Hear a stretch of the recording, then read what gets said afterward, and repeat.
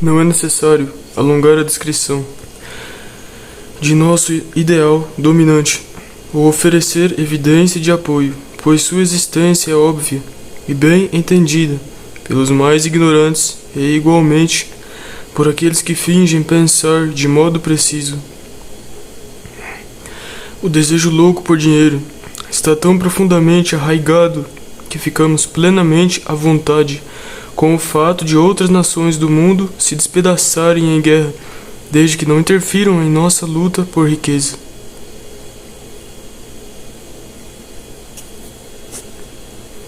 E esta nem é a parte mais triste da acusação que podemos tomar contra nós.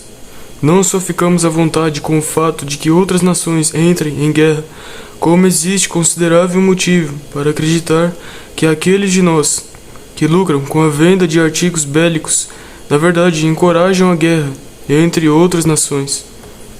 O plano. A guerra nasce do desejo do indivíduo de levar vantagem às custas do seu semelhante.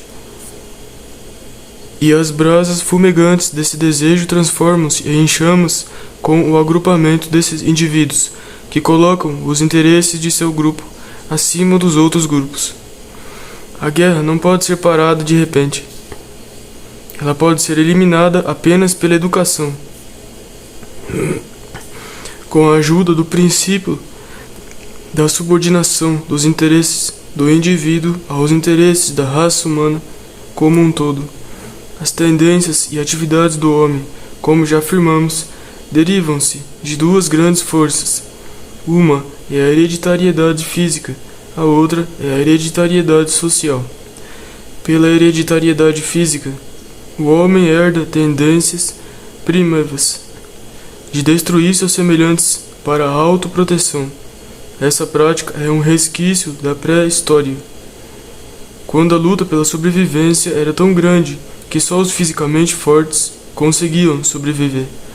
Gradualmente, o homem começou a aprender que o indivíduo poderia sobreviver sob circunstâncias mais favoráveis, aliando-se com outros.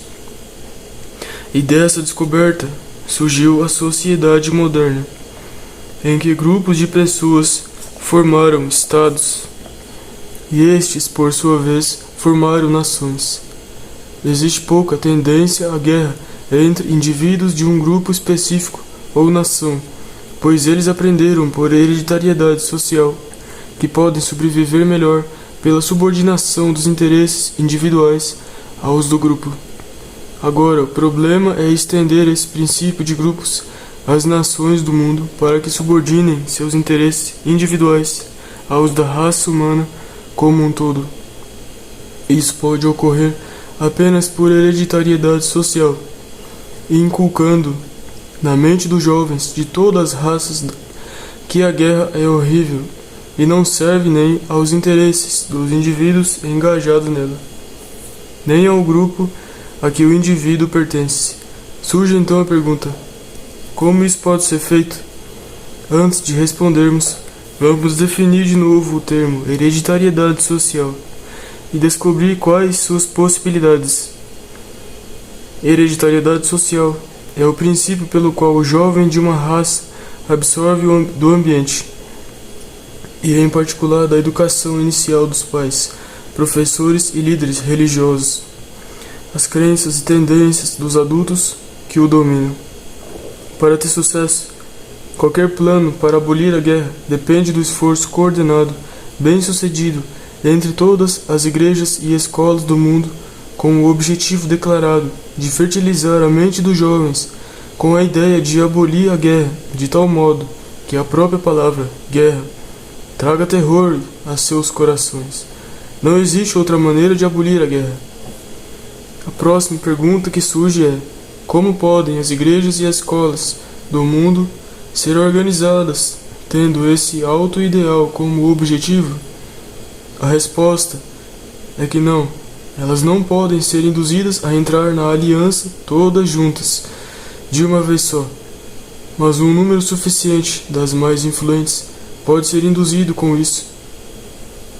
E com o tempo levará ou forçará o restante à aliança tão logo a opinião pública comece a exigir. Aí vem a pergunta: quem tem influência suficiente para convocar uma conferência das religiões e líderes educacionais mais poderosos? A resposta é o presidente e o Congresso dos Estados Unidos. Tal empreendimento exigiria o apoio da imprensa em escala até então inédita, e por essa fonte a propaganda começaria a alcançar e fertilizar a mente das pessoas em cada país civilizado do mundo, preparando para a adoção do plano pelas igrejas e escolas de todo o planeta. O plano para abolir a guerra pode ser comparado a uma grande peça dramática com os seguintes elementos principais: palco, Capitólio dos Estados Unidos, atores principais, presidente dos Estados Unidos e membros do Congresso, atores coadjuvantes, líderes de todas as denominações do clero e lideranças de educação, todos convidados e com despesas pagas pelo governo dos Estados Unidos da América. Sala de imprensa, representantes das agências de notícia do mundo, equipamento de palco, uma estação de rádio que transmitiria o evento para todo mundo. Título da peça: Não Matarás. Objetivo da peça: criação de uma corte mundial com representantes de todas as raças, cujas obrigações seriam ouvir depoimentos e arbitrar casos de discórdia entre nações. Outros fatores de menor importância entrariam nesse grande drama mundial. Os principais problemas e os fatores mais essenciais estão aqui enumerados.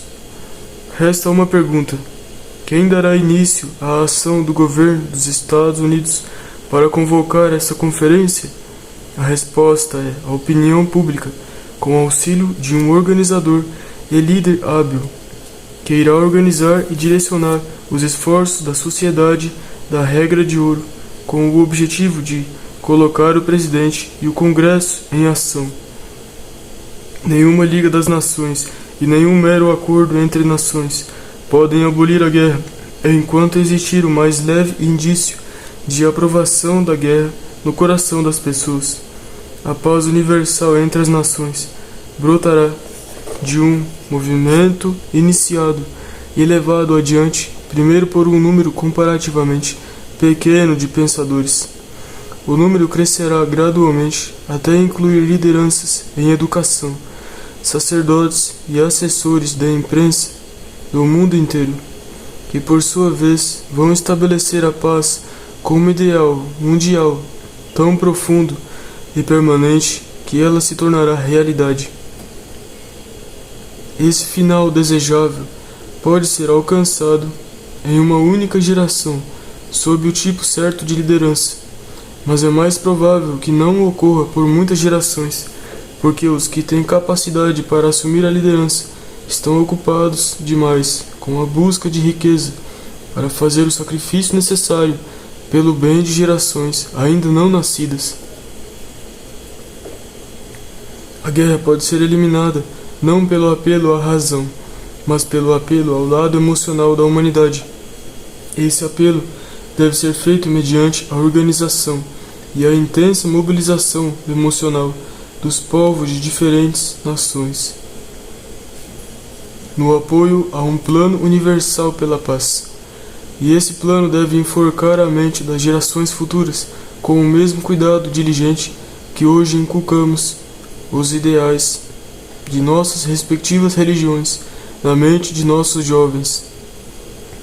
Não é uma declaração forte demais dizer que as igrejas do mundo poderiam estabelecer a paz universal como ideal intencional no espaço de uma geração, se simplesmente direcionassem para esse fim a metade do esforço que empregam na oposição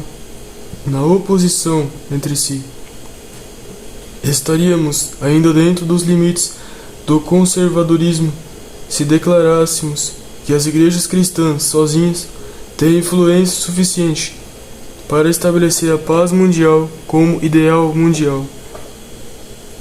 Dentro de 3 gerações, se as várias seitas combinarem suas forças em prol do objetivo, o que as principais igrejas de todas as religiões, escolas e imprensa mundial poderiam realizar, inculcando o ideal universal da paz na mente de adultos e crianças do planeta dentro de uma única geração, atordoa a imaginação. Se as religiões mundiais, como existem agora, não subordinarem seus interesses e objetivos individuais ao estabelecimento da paz universal, o remédio será estabelecer uma igreja mundial que trabalhe com todas as raças e cuja crença baseie-se inteiramente no objetivo único de incutir a paz na mente dos jovens do planeta.